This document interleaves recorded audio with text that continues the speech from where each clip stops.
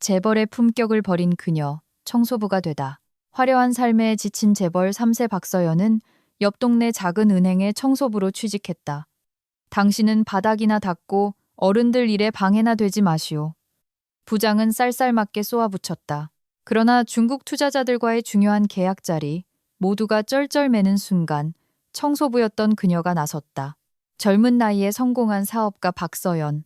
그녀에게는 훤칠하고 부유한 약혼자 강지훈, 자신만의 성공적인 사업, 그리고 서울의 심장부인 강남의 으리으리한 대저택까지 남들이 꿈꾸는 모든 것이 있었다. 그러나 믿었던 사람들에게 배신을 당하면서 그녀의 완벽했던 삶은 서서히 무너지기 시작했고 그 모든 부와 명예는 더 이상 아무런 기쁨도 주지 못했다. 푹푹 찌는 어느 여름날, 서연은 평소보다 일찍 집으로 향했다. 사랑하는 약혼자 지훈을 위해 어떤 서프라이즈를 해줄까 설레는 마음뿐이었다. 차 안의 스피커에서는 그녀의 기분을 대변하듯 경쾌하고 신나는 음악이 흘러나왔다. 며칠 전에 무릎 꿇고 청혼했었지. 그녀는 행복했던 기억을 떠올리며 미소 지었다. 이제 내 차례야, 자기. 내가 멋진 서프라이즈를 해줄게. 서연은 길에서 눈을 떼지 않은 채 속삭였다. 웅장한 저택의 대문 앞에 차를 세운 그녀는 깔끔한 외관과 호화로운 기둥으로 장식된 건물을 바라보았다. 이 집은 그녀의 성공과 부유함의 상징이자 언제나 자신감을 불어넣어주는 개인적인 요새였다.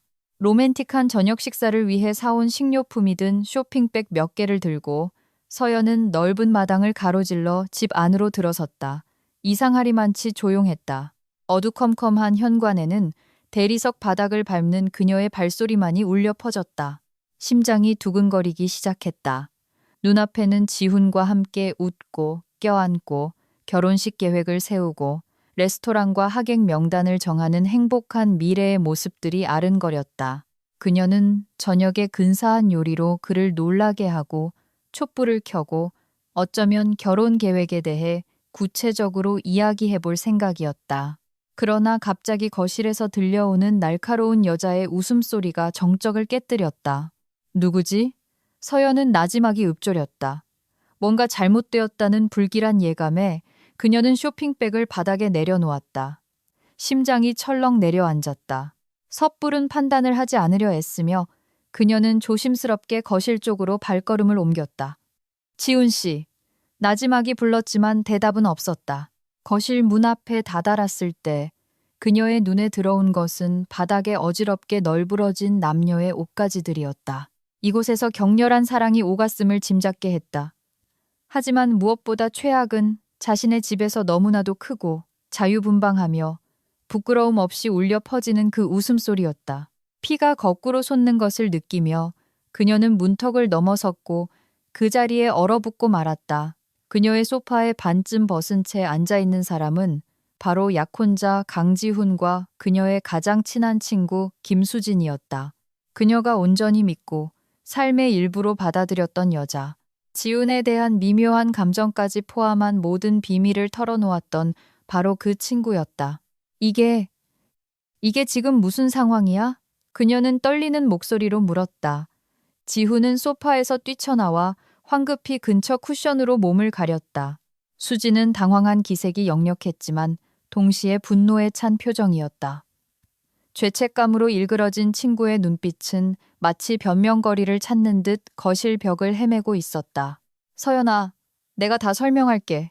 이건 네가 생각하는 그런 게 아니야. 지훈이 그녀를 향해 한 걸음 다가서며 우물쭈물 변명을 늘어놓기 시작했다.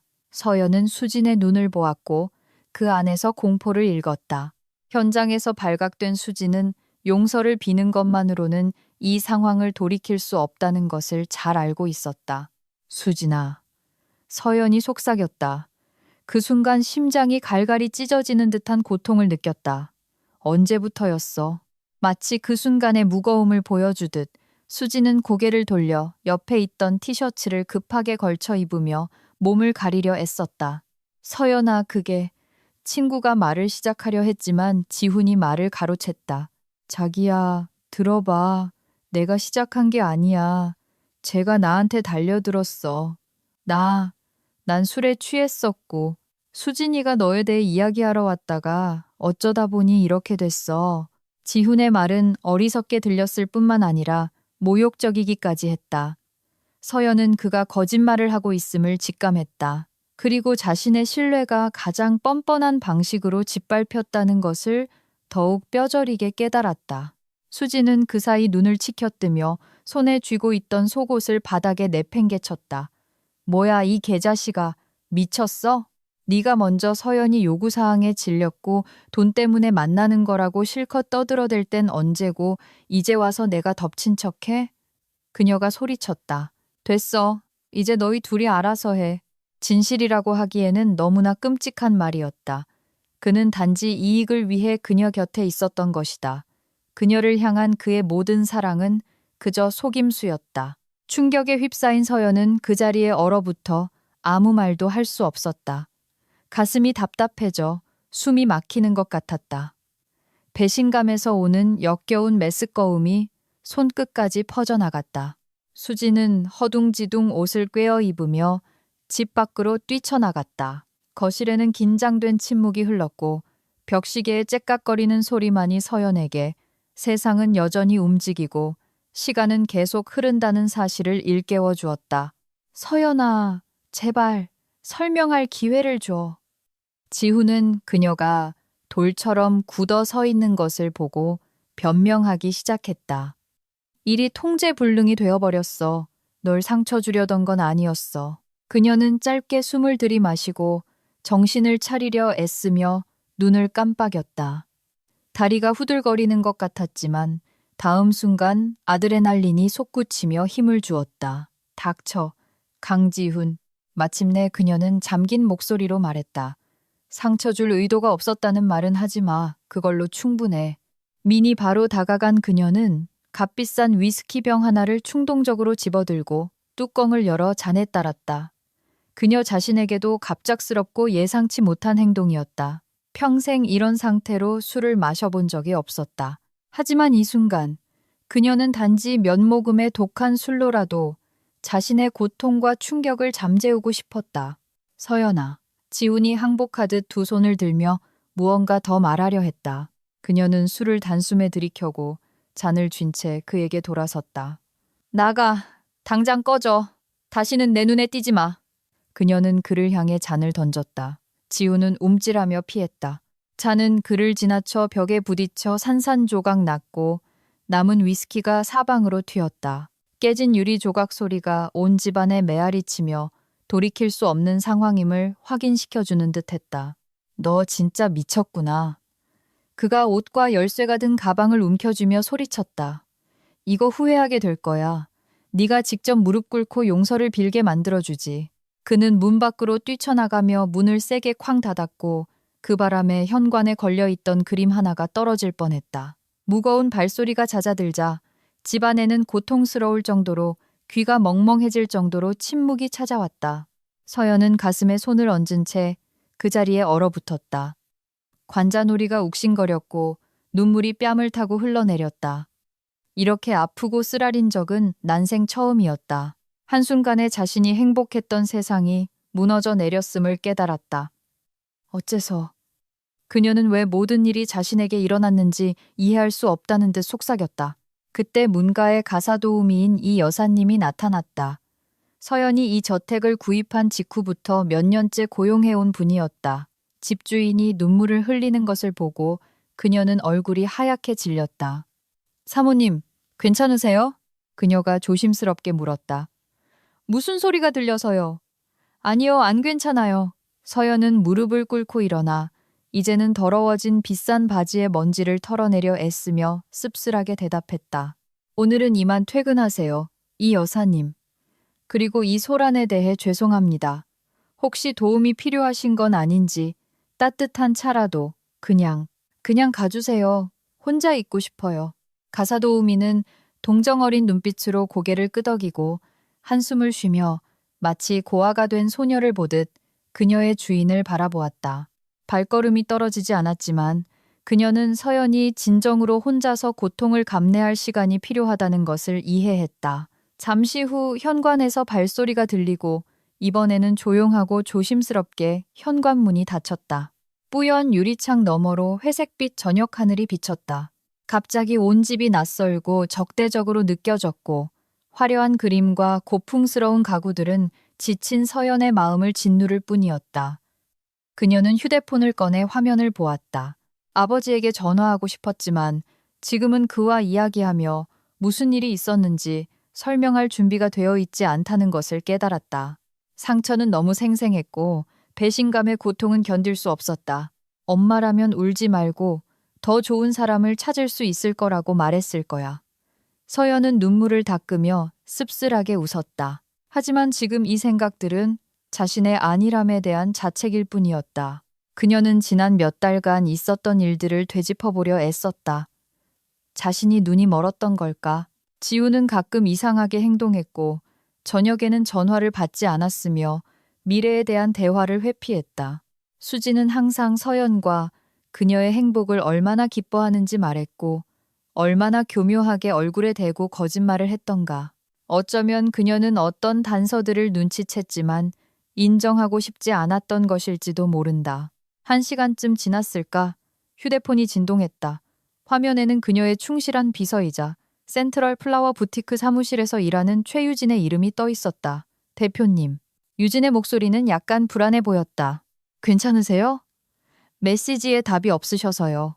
오늘 납품 관련 회의가 있었는데 안 오셨어요. 미안해요, 유진 씨. 개인적인 사정이 좀 있었어요. 서연은 눈을 감고 마음을 다잡으려 애쓰며 대답했다. 회의는 혼자서 잘 진행했겠죠. 네, 물론입니다. 잘 끝났어요.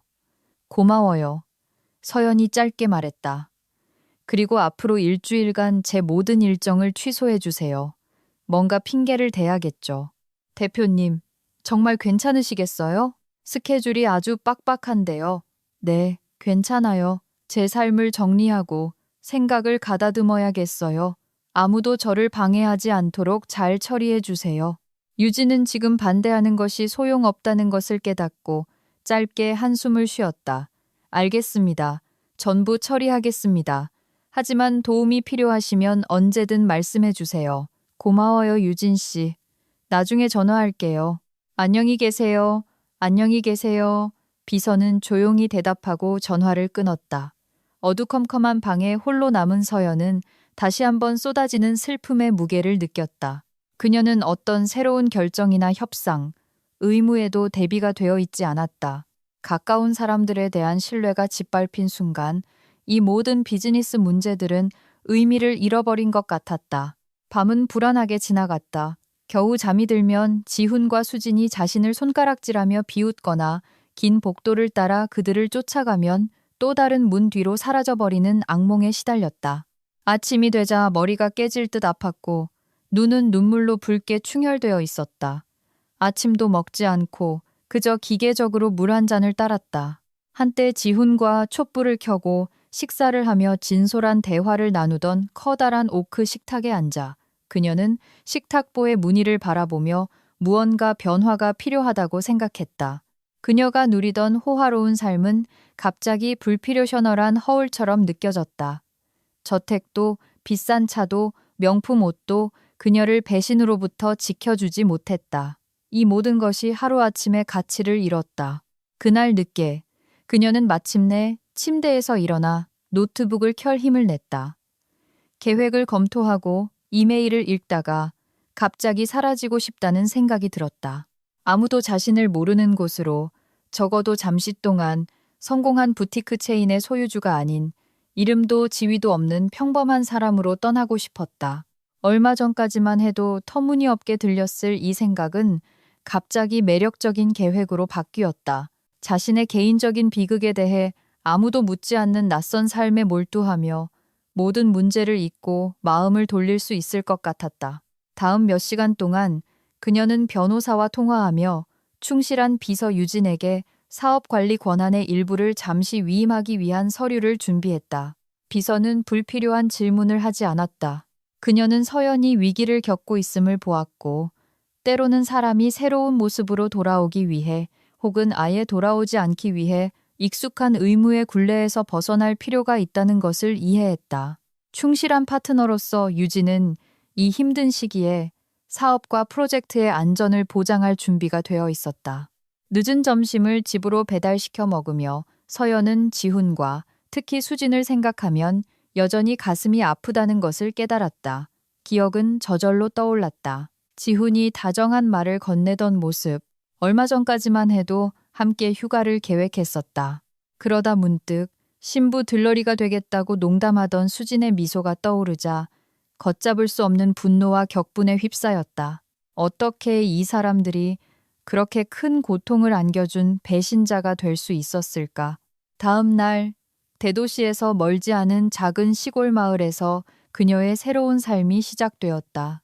나무집과 깔끔한 울타리, 아침 닭 울음소리가 있는 조용한 거리는 그녀에게 화려함과 고통을 잊게 해주는 안식처가 되어주었다. 서연은 마을 외곽에 낡았지만 아늑한 작은 정원이 딸린 소박한 집을 빌렸다. 한때 이런 환경은 5성급 호텔과 넓은 아파트에 익숙했던 그녀에게는 말도 안 되는 일이었을 것이다. 하지만 새로운 마음 상태에서 이 소박함은 갑자기 그 나름의 매력을 갖게 되었다. 여기에는 무거운 기억도, 그녀의 성공을 찬양하는 사교계 잡지도, 그녀의 영향력 아래서 이득을 보려는 성가신 지인들도 없었다. 자신을 바쁘게 하고 고통스러운 생각에 다시 빠지지 않기 위해 서연은 이전 활동과는 전혀 다른 일을 찾기로 결심했다. 그녀는 이웃 도시에 있는 은행을 선택하고 그곳에 청소부로 취직했다. 이전에는 상상도 못할 직업이었지만 지금 이 일은 그녀에게 구원처럼 느껴졌다. 육체 노동은 끝없는 회상과 자책에 빠져들지 못하게 할 만큼 고단했다. 단조로운 청소, 책상 닦기, 복도 바닥 청소, 이 모든 것이 그녀가 얼마나 잔인하게 배신당했는지에 대한 쓰라린 생각을 잠시나마 잊게 해주었다. 매일 아침 서연은 마을에서 가장 먼저 일어났다. 그녀는 해가 막 지평선 위로 떠올라 집들을 부드러운 빛으로 감싸고 공기 중에 신선한 풀 내음이 남아있을 때 나서는 것을 좋아했다. 그녀는 버스 정류장으로 걸어가며 인적 드문 거리를 즐겼고 깨끗하게 접은 청소용 장갑과 간단한 아침 식사가 든 봉투를 들고 교회로 향했다. 오랜만에 처음으로 평온함을 느꼈다. 아무도 그녀의 과거를 몰랐고 그녀가 영향력 있는 사업가였다는 이유로 그녀를 판단하지 않았다. 게다가 대부분의 은행 직원들은 그녀를 거의 알아채지 못했다. 그들은 그녀를 그저 이 사무실 저 사무실을 오가는 청소부로만 보았다. 은행에서 탈의실로 제공한 작은 방에서 서연은 편한 슬리퍼로 갈아 신고 짙은 회색의 소박한 유니폼을 입고 머리를 풀어 단단하게 묶었다. 그렇게 그녀는 알아볼 수 없는 사람이 되었고 그녀는 그것이 마음에 들었다. 날이 갈수록 반복적인 일상은 점차 효과를 보였다. 매일 아침 그녀는 홀과 사무실을 청소하고 쓰레기를 치우고 사무실에 먼지가 쌓이지 않도록 관리했다. 늦은 저녁에 퇴근하여 작은 집으로 돌아와서는 과거의 배신에 대해 생각할 기력도 없이 소파에 쓰러졌다. 육체적 피로는 적어도 그 순간만큼은 최고의 약이었다. 하지만 기억은 여전히, 특히 밤에 그녀의 의식 속으로 파고들었다. 그녀는 꿈에서 지훈이 약혼 반지를 손에 들고 무릎을 꿇고 있는 모습과 등 뒤에서 비웃는 수진을 보았다. 식은 땀을 흘리며 깨어난 그녀는 아침에 다시 일하러 가서 끝없는 청소에 몰두해야 한다는 사실에 스스로에게 감사했다. 그녀가 교회에 정착한 지 몇 주가 지났다. 주변 사람들은 이제 은행의 서연이라는 이름의 청소부가 일하는 것에 익숙해졌다. 말은 적지만 항상 일을 깔끔하게 처리하는 단정하고 부지런한 여자였다. 마침내 긴 청소 시간이 끝나고 서연은 평소처럼 뻐근한 어깨를 문지르며 은행 건물을 나섰다. 이른 저녁이었다. 하늘은 지는 해의 부드러운 빛으로 물들어 있었다. 그녀는 신선한 공기를 깊이 들이마시고 잠시 눈을 감고 곧 집에 도착할 것이라고 상상했다. 하지만 그때 등 뒤에서 남자의 목소리가 들려왔다. 그 목소리는 기억 깊숙이 숨겨둔 불쾌한 무언가를 어렴풋이 떠올리게 했다. 여기 숨어 있었군. 낯선 사람이 말했고 그 순간 그녀의 심장이 찼는 듯 했다. 잘못 들었나? 그녀는 생각했다. 아니, 이 목소리는 수천 번 들어도 알 수 있어. 그녀는 돌아섰고 반짝이는 차에 기대어 있는 지훈의 모습을 보았다. 그는 약간 흥분해 보였지만 여전히 자신감이 넘쳤다. 여전히 그 눈빛, 그 거만한 입꼬리, 그리고 물론 그의 손에는 커다란 빨간 장미 꽃다발이 들려 있었다. 여기서 뭐 하는 거야? 그녀는 숨을 내쉬었다. 그녀는 그에게 다가가 그의 얼굴을 똑바로 쳐다보았다. 잠시 동안 그녀는 여전히 현실을 믿지 못하는 것 같았다. 지훈은 그녀가 과거로부터 숨기 위해 도망쳐온 이 동네 은행 앞에 서 있었고 이제 과거가 그녀를 찾아낸 것이다. 서연아, 자기야, 미안해. 그는 가능한 한 부드럽게 말하려 애쓰며 시작했다. 내가 큰 실수를 했다는 거 알아. 이제 그만 화 풀어. 그는 마치 그것이 일어난 모든 일을 덮을 수 있다는 듯 그녀에게 꽃다발을 내밀었다. 하지만 서연은 꽃다발을 받으려고 움직이지도 않았다. 예쁜 꽃이네. 그녀는 몸이 건조한 톤으로 말했지만 입술은 굳게 다물려 있었다. 하지만 그런 걸로는 이제 나를 놀라게 할 수 없어. 아니면 정말 이 꽃다발이 내 외도와 배신을 없었던 일로 만들 수 있다고 생각하는 거야? 지훈은 다른 반응을 기대했던 듯 얼굴을 굳혔다. 그는 꽃다발을 가슴에 안고 조심스럽게 한 걸음 앞으로 다가왔다. 죄를 인정했잖아. 또 뭐가 필요한데? 원한다면 여기서 이 아스팔트 위에 무릎 꿇고 내가 완전한 바보라고 소리칠 수도 있어. 그의 목소리에는 불안과 짜증이 동시에 묻어났다. 아니, 강지훈. 그럴 필요 없어. 서연은 고개를 저었다. 넌 이미 선택을 했고 아무것도 바꿀 수 없어. 그리고 중요한 건 다시는 나를 쫓아다니려고 하지 마. 이해해. 난 널 용서했어. 그녀는 안에서 모든 것이 기억으로 인해 움츠러들었지만 단호하게 말을 이었다. 하지만 우린 서로 다른 사람이고 함께 할 수 없다는 걸 깨달았어. 왜 그렇게 고집이 세? 아니면 내가 평생 너 같은 여자를 쫓아다닐 거라고 진심으로 생각하는 거야? 갑자기 그가 목소리를 높였다. 너 같은 여자는 널리고 널렸어. 장담하는데 내 관심을 누구에게 줄지는 내가 결정할 거야.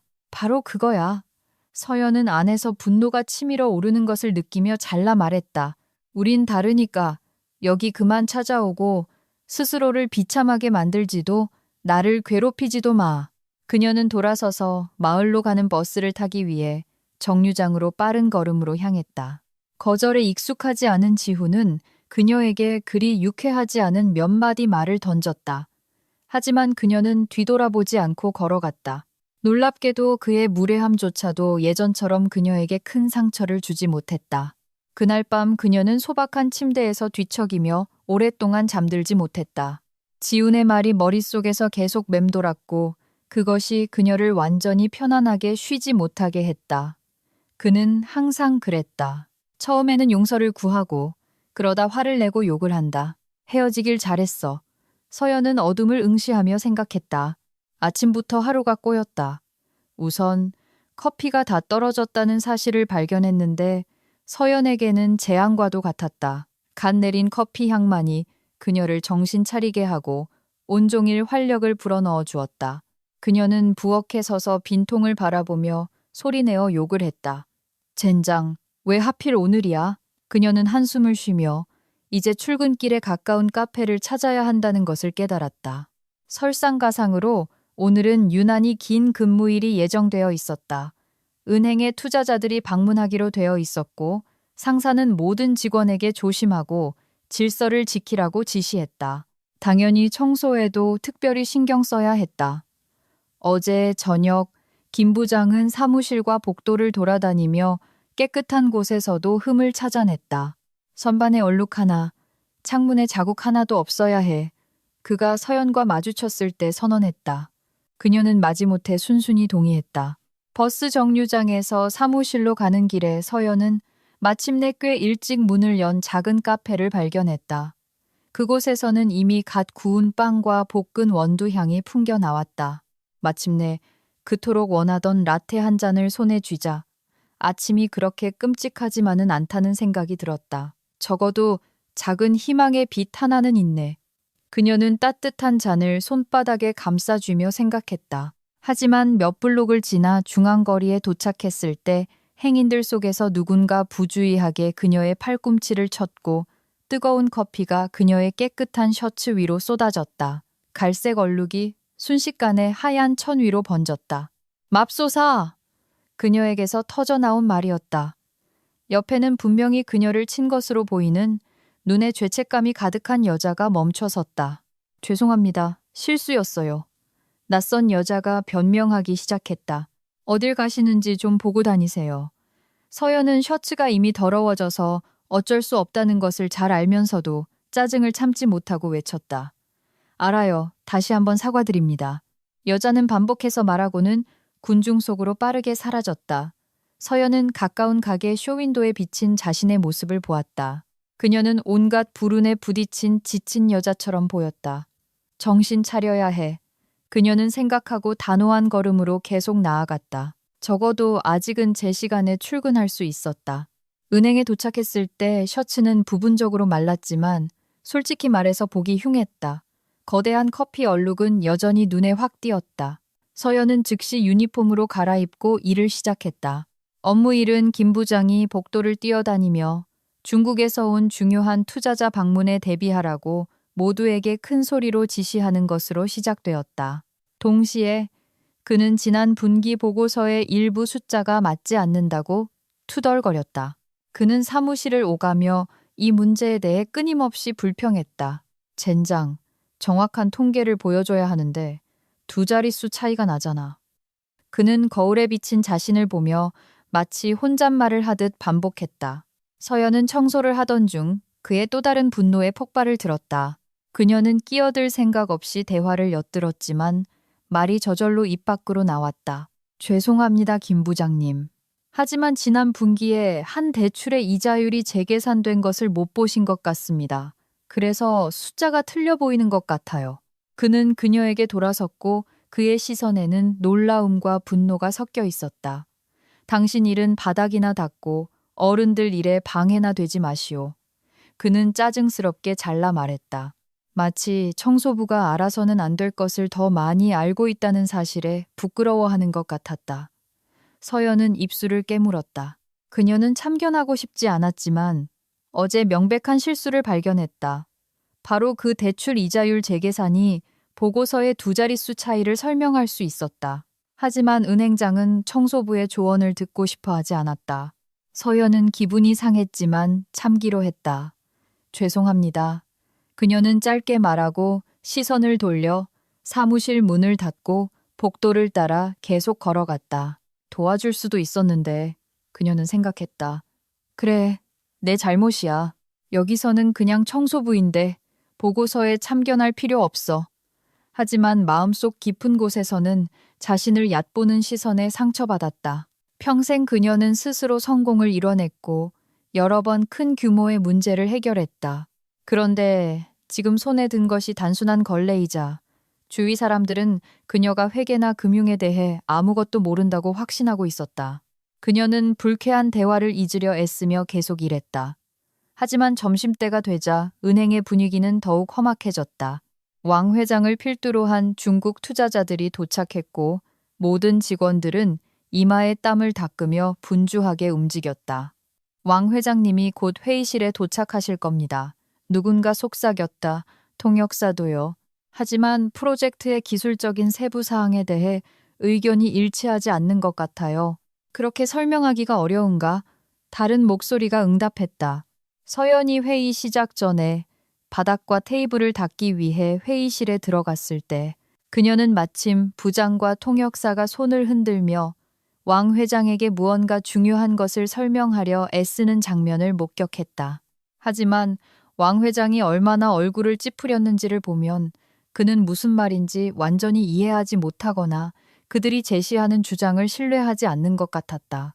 끼어들지 않으려 애쓰며 서연은 빨리 자신의 일을 끝내려고 했지만 그때 왕 회장의 시선이 갑자기 그녀에게 쏠렸고 그는 반갑게 고개를 끄덕였다.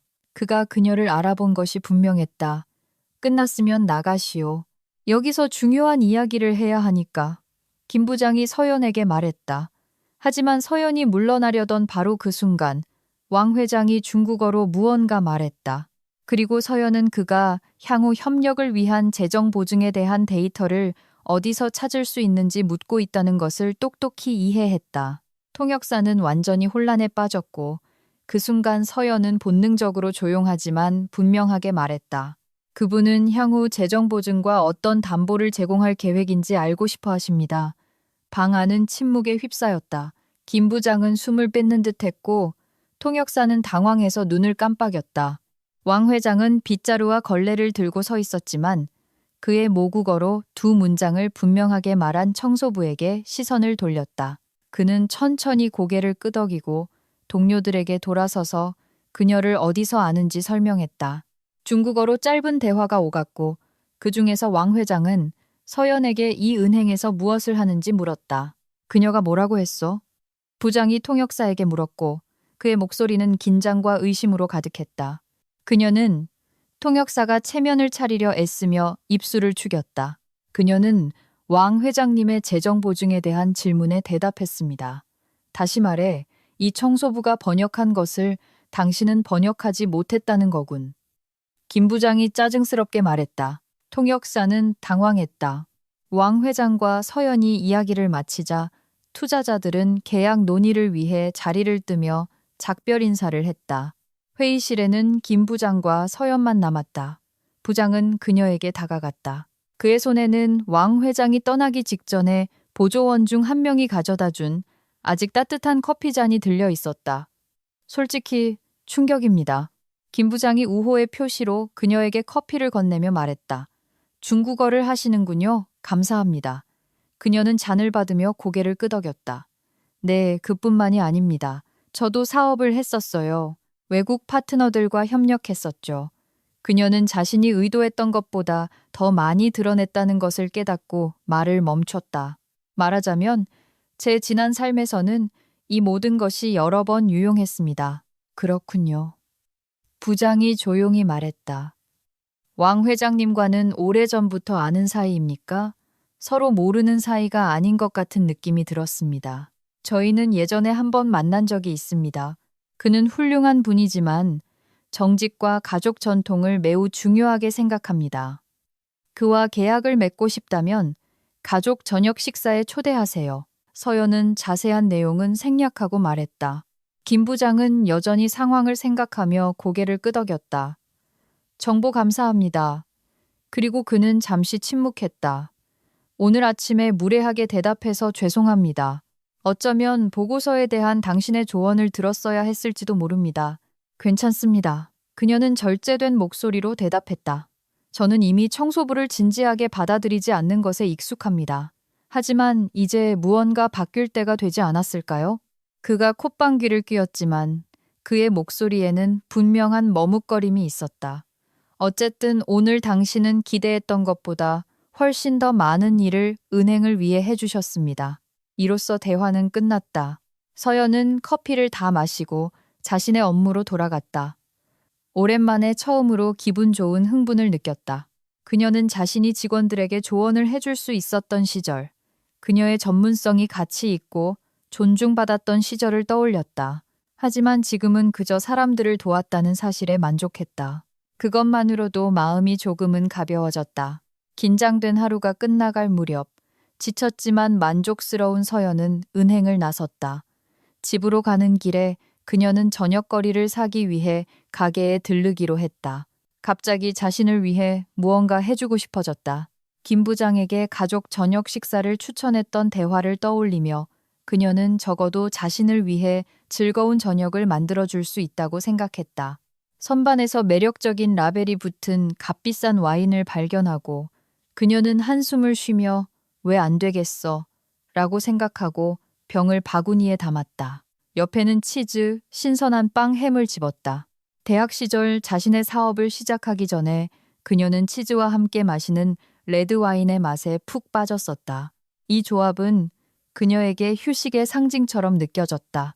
그리고 지금 이렇게 힘든 하루를 보낸 후 그녀는 자신에게 그것을 허락하고 싶었다. 마을은 익숙한 고요함과 부드러운 황혼으로 그녀를 맞이했다. 그녀는 이 장소를 좋아했다. 이웃들은 가끔 도움이 필요한지 물어보러 들렀다.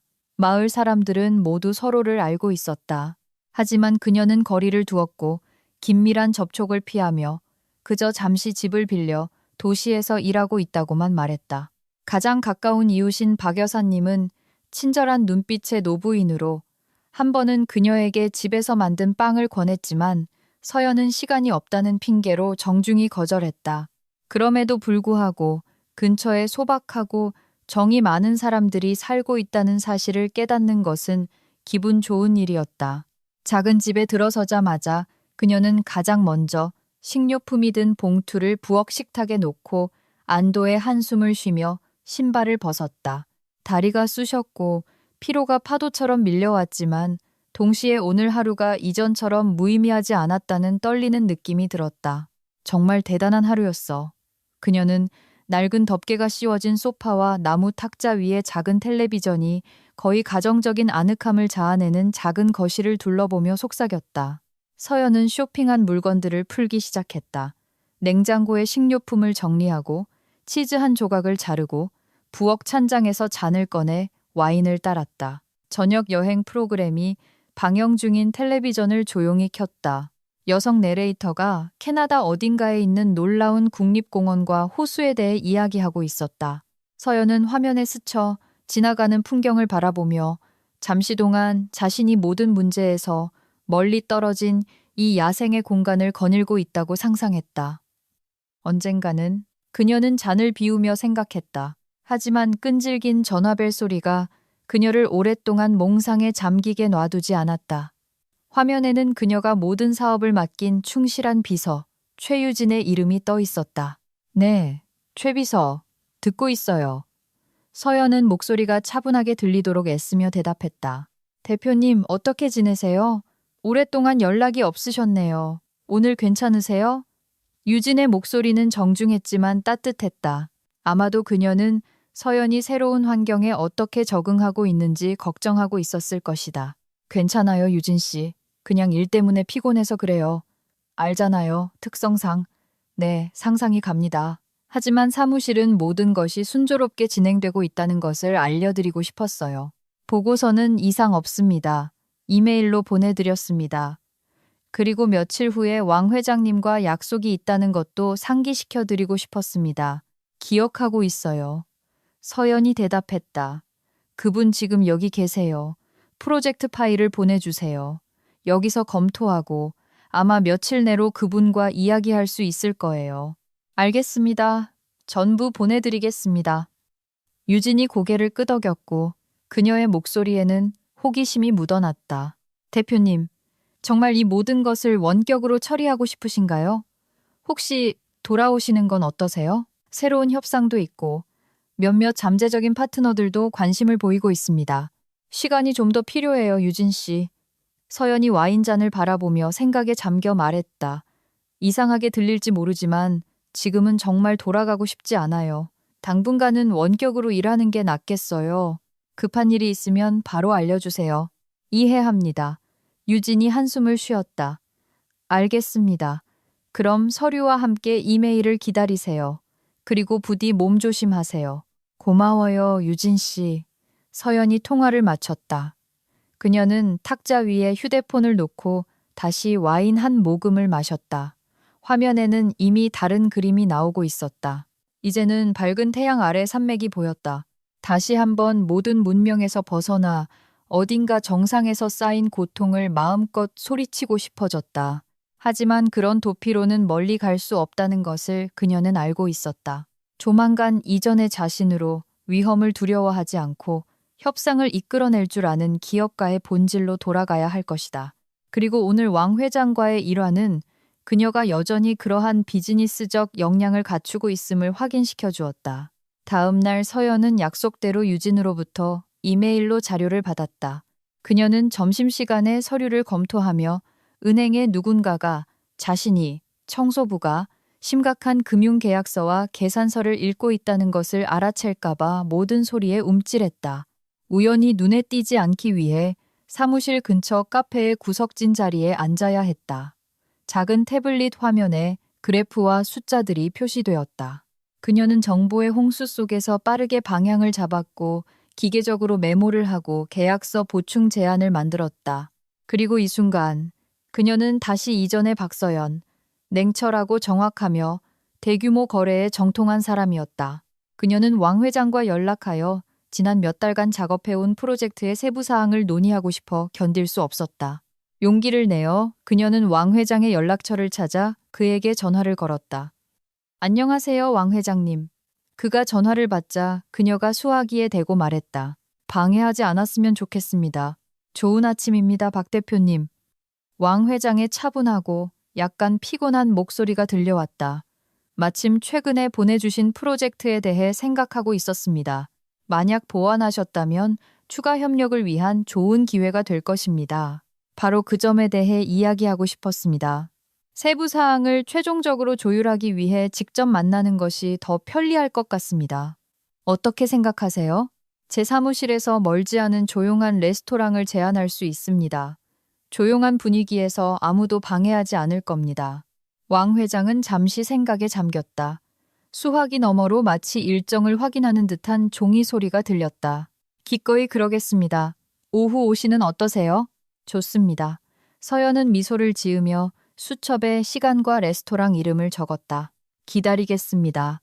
혹시 변경사항이 있으면 꼭 알려주세요. 다음에 뵙겠습니다, 박 대표님.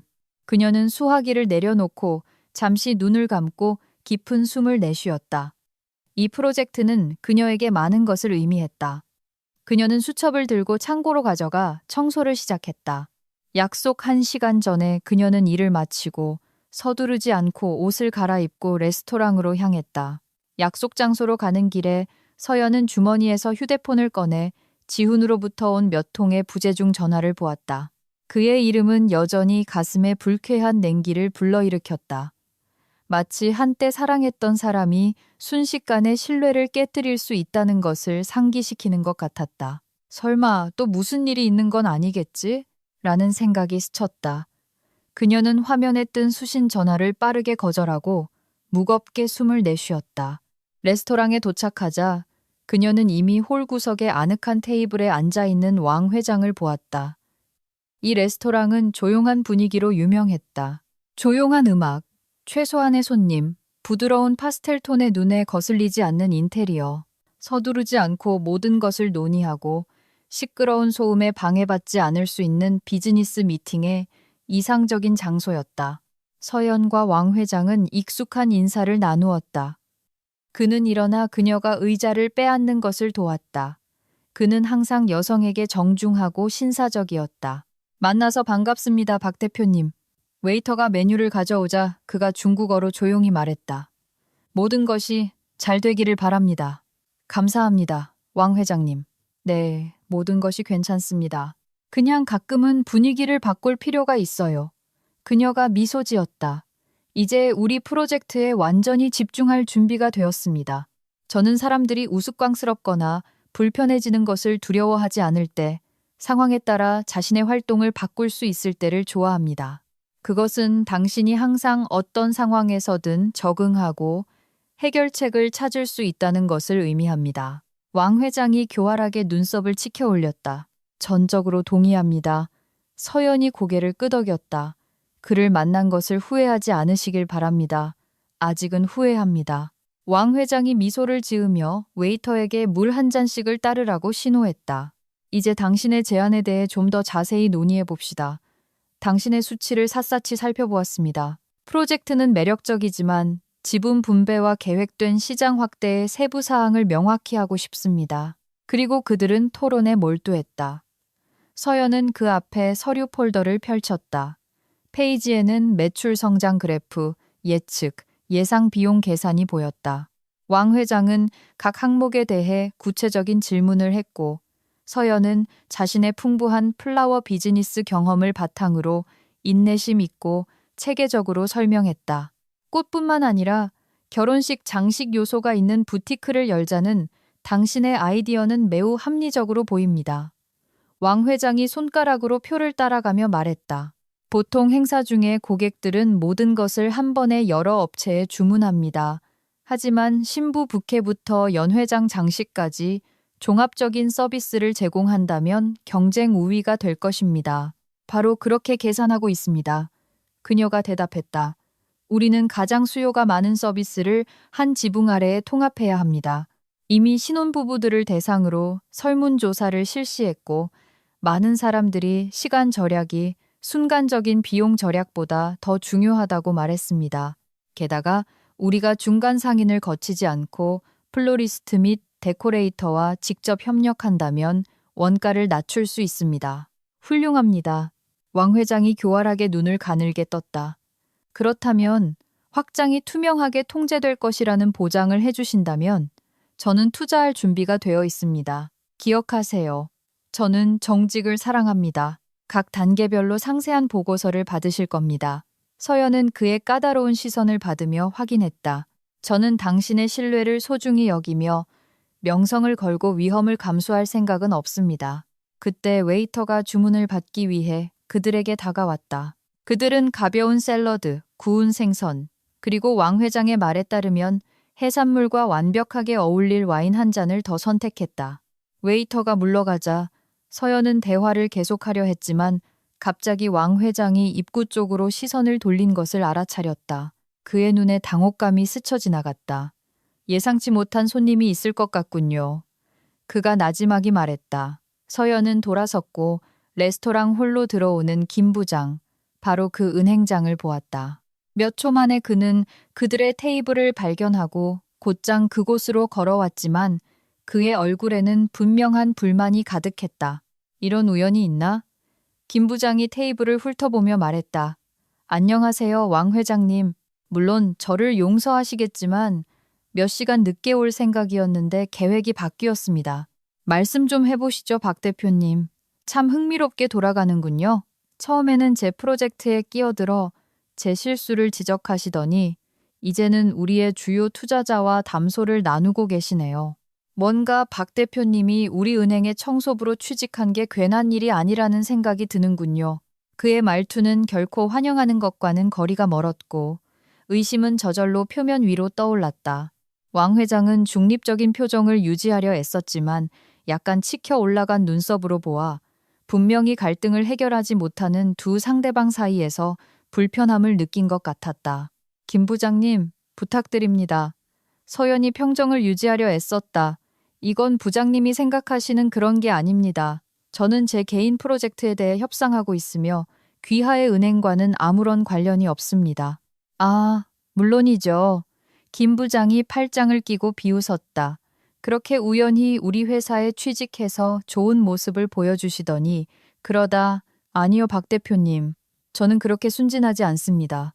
그리고 저는 계속해서 누가 새로운 프로젝트에 대한 정보를 경쟁사에게 유출하는지 생각하고 있습니다. 그리고 보아하니 당신이 주요 용의자로군요. 들어보세요, 김 부장님. 왕 회장이 끼어들었다. 성급한 결론을 내리시는 것 같습니다. 귀하와의 협력이 유익할 수 있다는 것을 알지만 근거 없이 제 비즈니스 파트셔너를 모욕하지 말아 주십시오. 속고 계시는 겁니다, 왕 회장님. 김 부장은 서연을 쏘아보며 멈추지 않았다. 이 여자는 모든 면에서 훌륭하고 똑똑하고 중국어를 할 줄 알지만 자신의 이기적인 목적을 추구하고 있습니다. 저는 그녀가 제 프로젝트에 대한 기밀 데이터를 넘겨주는 대가로 상당한 돈을 받았다고 확신합니다. 터무니없는 소리입니다.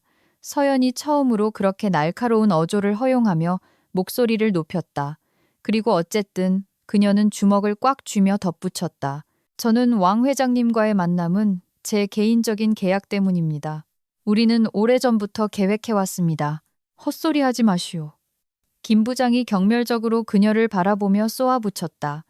청소부 월급이 적다는 건 알지만 기밀 정보에 대해서는 후하게 지불하는 것 같군요. 우리도 그런 사람들을 압니다. 왕 회장은 분명한 불안감으로 시선을 한 사람에게서 다른 사람에게로 옮겼다. 그는 공개적인 갈등이 임박했음을 보았고 무언가 진정시키는 말을 하려던 참이었다. 하지만 그때 경찰관들이 레스토랑에 들어왔다. 제복을 입은 2명이었고 그들은 서연과 왕 회장이 앉아있는 테이블로 똑바로 향했다. 박서연 씨. 경찰관 중 한 명이 손에 든 종이를 엄하게 쳐다보며 그녀에게 말했다. 저희와 함께 가셔야겠습니다. 산업 스파이 및 지적 재산권 도용 혐의로 기소되셨습니다. 뭐라고요? 서연이 테이블에서 물러나며 외쳤다. 하지만 이건 말도 안 돼요. 무슨 근거로 저를 체포하는 겁니까? 대답 대신 경찰관들은 수갑을 꺼냈다. 완전히 충격을 받은 왕 회장이 벌떡 일어섰다. 잠깐만요. 이건 뭔가 오해가 있습니다. 그는 그들에게 한국어로 말하고는 서연이 자신의 비즈니스 파트너라고 설명하려 애쓰며 빠르게 중국어로 전환했다. 하지만 경찰관들은 외국어를 이해하지 못했다. 우리는 은행 대표들이 서명한 진술서에 근거하여 행동하고 있습니다. 두 번째 경찰관이 공식적으로 말했다. 박서연 씨를 구금하여 상황을 조사하라는 명령을 받았습니다. 저항하지 마십시오. 그렇지 않으면 무력을 사용해야 합니다. 레스토랑 전체가 그들을 쳐다보는 것 같았다. 일부 직원들은 심지어 겁에 질려 속삭이며 멀리 물러섰다. 왕 회장은 체포를 막으려 애쓰며 필사적인 몸짓을 했고 김 부장은 몇 걸음 떨어진 곳에 서서 우월감을 감추지 않았다. 그는 교활한 스파이를 폭로했다고 생각하는 것 같았다. 자발적으로 함께 가겠습니다. 서연이 저항이 소용없다는 것을 깨닫고 힘겹게 말했다. 하지만 경고하는데 이건 실수이고 여러분 모두 성급한 결론을 내린 것을 후회하게 될 겁니다. 수갑이 채워지는 소리를 듣자 그녀는 차가운 금속이 손목을 조이는 것을 느꼈다. 평생 이렇게 굴욕적인 상황에 처할 것이라고는 생각도 못했다. 분노의 눈물이 목구멍까지 차올랐지만 그녀는 김 부장의 얼굴을 짧게 쳐다보며 참았다. 이 일을 후회하게 될 겁니다. 김 부장님. 당신이 얼마나 큰 실수를 저지르고 있는지 상상도 못하실 겁니다. 그는 돌처럼 굳은 표정을 유지하는 것 같았다. 비록 내심으로는 의심의 여지를 느꼈을지도 모르지만 자신의 옳음을 지키려는 결심이 더 강했던 것 같다. 경찰관들은 서연을 레스토랑 밖으로 데리고 나갔다. 왕 회장은 그들을 뒤쫓으며 번갈아가며 무언가 말했지만 그의 요청은 효과가 없었다. 왕 회장님, 제발 우리 프로젝트를 잊지 마세요. 서연이 경찰차에 태워지기 전에 외쳤다. 저는 아무 잘못도 없습니다. 차문이 쾅 닫혔고 그녀에게는 모든 것이 끔찍한 악몽처럼 느껴지기 시작했다. 1시간 내내 서연은 수사관실에서 은행 서류와 그녀가 훔쳤다고 추정되는 파일에 대한 질문에 답하며 보냈다. 그녀는 청소 중에 책상 위에 열려있는 일부 폴더를 본 것 외에는 기밀 보고서에 접근한 적이 없다고 몇 번이고 반복해서 말해야 했다. 무표정한 얼굴의 중년 남성인 수사관은 그녀의 말을 기록하고 때로는 거의 숨기지 않는 회의적인 시선으로 그녀를 쳐다보았다. 어떻게 대기업을 소유하면서 은행의 평범한 청소부로 취직하게 되셨습니까? 그가 눈을 가늘게 뜨며 물었다. 개인적인 필요 때문입니다. 서연이 손을 깍지 낀 채 대답했다. 어떻게 살지는 제가 선택할 권리가 있습니다. 이것이 제가 무언가를 훔쳤다는 것을 증명하지는 않습니다. 이미 유출된 것보다 더 심각한 데이터에 접근하려고 했을 수도 있습니다. 그가 손가락으로 책상을 두드리며 추측했다. 틀렸습니다. 저는 유출과 아무런 관련이 없습니다. 그녀가 뜨겁게 반박했다. 제 계좌, 제 이메일 원하시는 모든 것을 확인해 보세요. 저는 깨끗합니다. 대화는 길어졌다. 마침내 수십 개의 단조로운 질문과 그녀의 서류를 검토한 후 수사관은 여기에 실수가 없는지 분명히 생각하기 시작했다. 1시간 반쯤 더 지났을까 복도에서 익숙한 목소리가 들려왔다. 김 부장이 첫 번째 수사관보다 훨씬 더 경험 많고 영향력 있어 보이는 어떤 형사와 함께 사무실에 들어왔다. 서연은 잠시 눈을 들어 김 부장과 시선을 마주쳤지만 그는 즉시 시선을 피했다. 상황이 통제 불능이 되었다는 것을 깨달은 것 같았다. 형사는 그녀에게 자리에 그대로 있으라고 하고 김 부장에게는 대화를 위해 옆 사무실로 가자고 했다. 문이 닫히고 서연은 벽 너머에서 무슨 일이 일어나고 있는지 모른 채 남겨졌다. 15분쯤 지나자 다시 문이 열렸다. 그 형사가 나타나 서연에게 지체된 것에 대해 사과하고 출구를 가리켰다. 박 대표님, 더 이상 걱정하실 필요 없습니다. 모든 서류를 압수하여 확인했습니다. 당신을 은행 프로젝트와 연관시키는 것은 아무것도 찾지 못했습니다. 게다가 당신이 왕 회장님과 독점 자신의 사업 범위 내에서 비즈니스 협상을 진행했다는 것이 밝혀졌습니다. 제가 말했잖아요. 서연이 안도의 한숨을 내쉬었다. 발생한 오해에 대해 유감입니다. 형사가 안경을 벗고 코를 문지르며 마치 이 모든 이야기에 지친 듯했다. 공식적으로 당신은 자유입니다. 짐을 싸서 가셔도 됩니다. 하지만 은행이나 개인에 대해 고소하고 싶으시다면 그럴 권리가 있습니다. 그녀는 생각에 잠겨 침묵했다. 고소, 어쩌면 체포, 굴욕, 망쳐진 비즈니스 저녁 식사, 그리고 가장 중요한 것은 왕 회장 앞에서 평판이 손상된 것에 대해 그럴 만한 가치가 있을지도 모른다. 하지만 당분간은 새로운 소송에 휘말리고 싶은 마음이 없었다. 그녀는 그저 경찰서를 떠나 집으로 돌아가고 싶었다. 나오는 길에 그녀는 복도에서 고개를 숙이고 서 있는 김 부장과 마주쳤다. 서연을 보자 그는 어색하게 한 걸음 앞으로 나아갔다. 박 대표님, 제가 해야 할 말이 있습니다. 사과는 그에게 쉽지 않은 것 같았다. 이 모든 것에 대해 사과드립니다. 저를 용서해 주십시오. 그녀는 분명한 쓴맛으로 그를 바라보았다. 가슴 속에는 분노, 모욕, 그리고 한때 그를 감사할 줄 아는 괜찮은 리더로 보았다는 것에 대한 후회가 들끓었다. 이제 모든 것이 무너졌다. 아시겠지만 부장님은 리더로서 자격이 없으십니다. 그녀는 평정을 유지하려 애쓰며 말했다. 상황을 파악하지 못하고 우선 자신의 평판을 망쳤습니다. 이 사건 이후에 왕 회장님이 부장님과 계속 거래하고 싶어 할지는 의문입니다. 이미 알고 있습니다. 그가 오늘 저녁 식사를 거절했기 때문입니다. 김 부장이 한숨을 쉬며 재킷 주머니에 어색하게 손을 넣었다. 죄송합니다. 정말입니다. 하지만 누구를 의심해야 할지 몰랐습니다. 당신은 너무 갑자기 은행에 나타났고 너무 유능했습니다. 그리고 실제로 당신의 정보를 유출하는 사람에 대해서는 당신의 친구인 알버트에게 주의를 기울여 보세요. 서연이 차갑게 말했다. 그는 항상 끼어들지 말아야 할 곳에 코를 들이밉니다. 그의 전화 통화를 들었습니다. 누군가와 서류 전달에 대해 약속하는 것 같았습니다. 하지만 물론 그건 당신이 더 잘 아시겠죠. 그냥 명심하세요.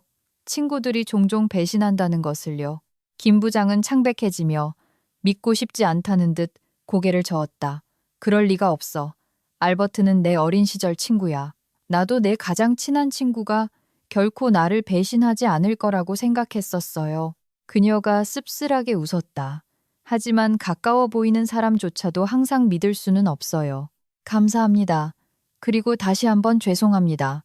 서연은 입술을 꽉 다물었다. 그녀는 김 부장이 후회하고 있다는 것을 이해했지만 이미 아무것도 할 수 없었다. 그에게서 떨어져 그녀는 출구로 향했다. 경찰서 밖으로 나오자마자 밤의 차가운 바람이 얼굴을 때렸다. 마음은 공허하고 불안했지만 긴장 속에서도 어떤 안도감이 스며들었다. 모든 것이 끝나고 끝없는 법정 다툼에서 자신의 무죄를 증명할 필요가 없다는 사실에 기뻤다. 그녀는 빠른 걸음으로 버스 정류장 쪽으로 걸어갔다. 마을에 도착하여 정류장에서 내렸을 때 감정을 쏟아내고 싶었지만 그녀는 이 모든 것은 끝났어. 더 이상 굴욕을 참을 필요 없어. 왕 회장님과의 일이 기다리고 있어. 모든 것이 잘 될 거야 라고 속으로 되뇌며 참았다. 생각에 잠겨 집에 도착하자마자 그녀는 가장 먼저 비서에게 전화를 걸었다. 대표님, 드디어 연락이 되셨네요. 비서의 목소리는 불안하게 들렸다. 무슨 일 있었어요? 문제가 좀 있었다고 들었어요. 네, 왕 회장님과의 계약이 파투날 뻔했어요. 경찰과 이야기해야 했고요. 하지만 걱정 마세요. 모든 혐의는 벗었습니다. 내일 아침에 사무실로 돌아갈 거예요. 왕 회장님과 다시 한번 약속을 잡아야 할 겁니다. 빠를수록 좋아요. 알겠습니다. 모든 것을 준비하겠습니다. 유진이 서둘러 대답했다. 하지만 나중에 자세히 설명해 주세요. 사무실에 도착하면 모든 것을 이야기해 줄게요. 서연이 지친 듯 숨을 내쉬었다. 다음에 봐요, 유진 씨. 다음 날 그녀는 정말로 도시 중심부에 있는 넓은 사무실로 돌아왔다. 그곳은 언제나처럼 비즈니스적인 분위기가 넘쳐 흘렀다. 비서, 영업 및 마케팅 관리자, 변호사 모두가 제자리에 있었다. 일부 직원들은 그들의 상사가 이상한 휴가 끝에 돌아온 것을 이해하며 기쁘게 그녀를 맞이했다. 그리고 서연이 파노라마 창문이 있는 큰 사무실에 들어갔을 때 그녀는 잠시 동안 이것이 단지 꿈이라고 생각했다. 비좁은 시골집과 은행의 소박한 방들 후에 분위기가 너무 급격하게 바뀌었기 때문이다. 하지만 컴퓨터, 책상 위에 서류 더미, 명함 바구니, 투명한 꽃병에 꽂힌 꽃들은 그녀가 집에 자신의 본래 자리에 있다는 것을 확신시켜 주었다. 이 모든 것이 얼마나 그리웠는지 서연은 창가로 다가가 고층 빌딩이 솟아있는 지평선을 바라보며 속삭였다. 이제 일로 돌아갈 시간이야. 유진은 거의 즉시 서류 뭉치, 메모, 중요한 소식, 제안들을 들고 나타났다. 그녀는 말 그대로 상사에게 질문 공세를 퍼부었다. 대표님, 이전 분기 보고서가 도착했습니다. 새로운 고객들이 있고 여름 결혼식 장식에 대한 매우 흥미로운 요청들이 있습니다. 그리고 왕 회장님께서 내일 계약을 논의할 준비가 되었다고 편지를 보내셨습니다. 그의 사람들은 이미 우리 변호사들과 연락했습니다. 서류를 한번 보시죠. 여기에 그가 제안하는 조건 목록이 있습니다. 훌륭하군요. 서연이 서류를 넘기며 활기를 띠었다. 그와 계약을 체결할 준비가 되어 있지만 이자율에 대해 몇 가지 명확히 해야 할 것이 있습니다. 또한 다른 지역에서 꽃을 수입하는 것에 대해 메모를 해두세요. 새로운 세금 때문에 공급에 약간의 문제가 있는 것 같습니다. 왕 회장님에게 더 유연한 조건을 제안할 수 있도록 정보를 수집하세요. 알겠습니다. 비서가 고개를 끄덕였다. 어디서 만나는 게 좋을까요? 우리 사무실이나 중립적인 장소에서 만날 수 있다고 전해주세요. 알겠습니다. 유진이 씩 웃었다. 좋아요. 이건 제가 업무상으로 결정하겠습니다. 그들은 책상 위에 계약서, 편지, 사업 확장 컨셉 더미가 쌓일 때까지 현재의 문제들에 대해 계속 논의했다. 서연은 활기를 되찾은 것 같았다. 그녀의 얼굴은 펴졌고 최근의 분노 대신 눈에는 진전을 이루고 싶은 열망이 읽혔다. 그녀는 다시 자신의 본래 자리에 있었다. 왕 회장과의 만남은 며칠 후 그녀의 사무실 건물 회의실 중 한 곳에서 이루어졌다. 파노라마 창문이 있는 넓은 회의실에는 양측의 변호사와 보조원들이 모였다. 수많은 폴더, 화면의 프레젠테이션, 스테이플러, 메모장, 모든 것이 이것이 몇 시간 동안의 진지한 대화가 될 것임을 말해주었다. 하지만 이번에는 경찰도 갑작스러운 비난도 서연을 위협하지 않았다. 그녀는 익숙하고 충실한 사람들로 둘러싸여 있었다. 그리고 왕 회장 자신도 약간 피곤해 보였지만 여전히 친근함을 유지했다. 솔직히 레스토랑에서의 그 사건 이후에 당신이 포기할까봐 걱정했습니다. 왕 회장이 대화 초반에 말했다. 저도 당신이 저에 대해 좋지 않게 생각할까봐 걱정했습니다. 서연이 미소 지었다. 하지만 우리 둘 다 서로에게 다가간 것을 기쁘게 생각합니다. 부디 우리의 협력을 공식적으로 확정하기 위해 문서를 검토하기 시작합시다. 그들은 계약서의 모든 조항을 논의했고 서류에 서명할 시간이 되자 왕 회장은 갑자기 멈춰서서 안경 너머로 서연을 쳐다보았다. 한 가지 질문만 남았습니다. 김 부장님과는 어떻게 하기로 결정하셨습니까? 순간 회의실에는 침묵이 흘렀다. 모든 시선이 서연에게 쏠렸고 그녀는 의자 등받이에 기대어 연필로 책상을 두드렸다. 김 부장님은 안타깝게도 매우 경솔하게 행동하셨습니다. 그녀는 조심스럽게 대답했다. 하지만 저는 그가 속임을 당할 뻔했고 그저 겁에 질렸다는 것을 압니다. 저는 그에게 화가 나지 않지만 불쾌하게 놀랐습니다. 만약 당신이 그와 일하는 것에 가치를 둔다면 그에게 또 다른 기회를 줄 수 있다고 생각합니다. 우리 모두 때로는 두려움 때문에 실수를 저지르니까요. 왕 회장은 마치 이 대답에 만족한 듯 고개를 끄덕이고 미소를 지었다. 그런 다음 그는 펜을 들고 필요한 곳에 서명을 했다.